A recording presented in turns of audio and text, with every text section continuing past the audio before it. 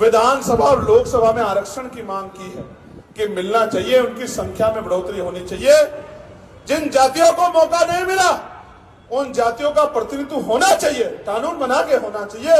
उस दिन से मेरे खिलाफ, यानी कि जब से मैं बहुजन समाज के लोगों के मुख्य मुद्दे, उनकी जरूरतें, उनकी दिल की तड़प, उनकी दिल की आह और उनकी वो बात जिसको कोई कर नहीं रहा था उसको करने का काम किया है, तब से मेरे खिलाफ एक माहौल बन रहा है। मैं आपको कहना चाहता हूं इस मंच के माध्यम से, माहौल बनाओ, मेरे पैर तोड़ दो, मेरी जबान काट लो, मेरी आंख फोड़ दो या मेरी हत्या कर दो, लेकिन जब तक मेरे शरीर में लहू का आखिरी कतरा और आखिरी सांस रहेगा, मैं ये करके दिखाऊंगा। मेरी बात को आप याद रखें। और अगर उत्तर प्रदेश में मौका मिल गया, उत्तर प्रदेश में 27 में मौका मिल गया, तो 1 साल के अंदर इतना बड़ा परिवर्तन करके दिखाएंगे कि जो ये माफिया कहते हैं अपने आप को, जो कहते हैं कि हम रंगबाज हैं, हम पता नहीं क्या क्या नाम जोड़ते हैं, ये सारे लाइन में लग के गरीबों का सम्मान करते मिलेंगे आपको। मेरी बात को आप याद रखना, सामंतवाद का इलाज हो जाएगा। इसलिए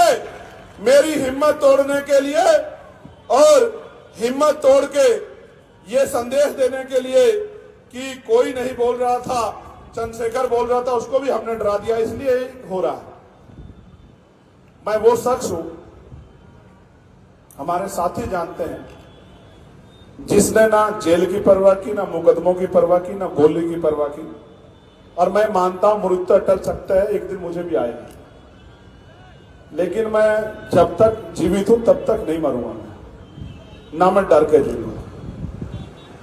मैं घर से मां का आशीर्वाद लेके निकलता हूं और इतनी माएं मुझे आशीर्वाद देने के लिए मेरी बहनें आती हैं।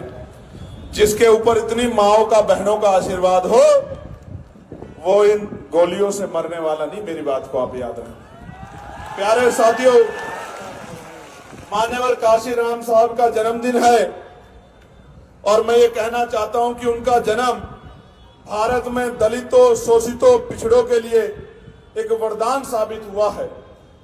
मान्यवर, आपने हमें सिखाया है कि जिंदा रहना ही हमारे जीवन का उद्देश्य नहीं है,